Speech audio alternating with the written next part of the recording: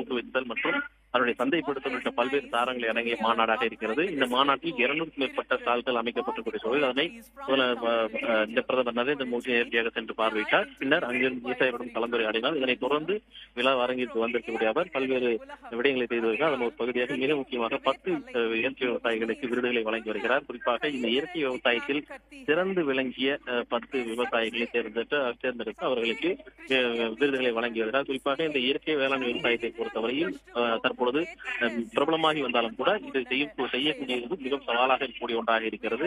குறிப்பாக இயற்கையில் கிடைக்கக்கூடிய இடுபொருள்களை கொண்டு அதில் கிடைக்கக்கூடிய மருந்துகளை கொண்டு விவசாயம் செய்ய வேண்டும். அதன் விவசாயம் சார்ந்த விளைபொருட்களை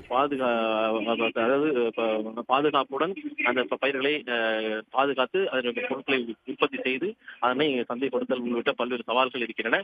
இதனை திறம்பட செய்யக்கூடிய 10 பேரை தேர்ந்தெடுத்து அவர்களுக்கு விருதுகள் என்பது வழங்கி இருக்கின்றார் பிரதமர் மோடி. தற்பொழுது அவர்களுக்கு விருது வழங்கிய கையோடு உரையாற்ற ஆரம்பித்திருக்கின்றார்.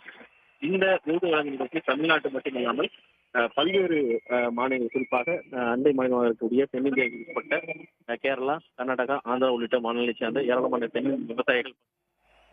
உடனுக்குடன் செய்திகளை தெரிந்து கொள்ள சன் நியூஸ் பெல் ஐகானை கிளிக் பண்ணுங்க.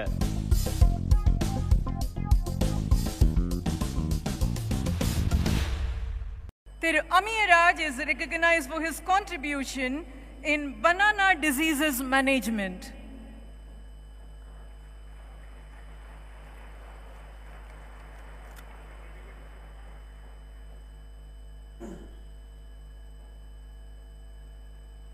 Thiru Mohan Navargal, he has been felicitated for his entrepreneurship and agricultural innovation in the domain of organic and natural farming.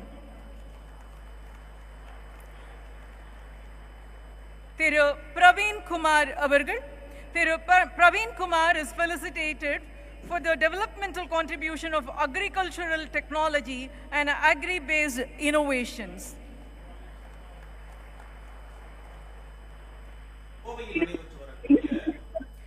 Thiru Linesh avargal, கோவையில் நடைபெற்று வரக்கூடிய வேளாண் மாநாட்டில் பங்கேற்றிருக்கக்கூடிய பிரதமர் மோடி கூடுதல் தகவல்களை வழங்குவதற்காக செய்தியாளர் மோகன் இணைகிறார். விவரங்கள் மோகன். தென்னிந்திய இயற்கை வேளாண் கூட்டமைப்பு சார்பாக கோவையில் 3 நாட்கள் நடைபெறக்கூடிய மாநாடு என்பது பிரதமர் மோடி அவர்களால் தொடங்கி வைக்கப்பட்டிருக்கிறது.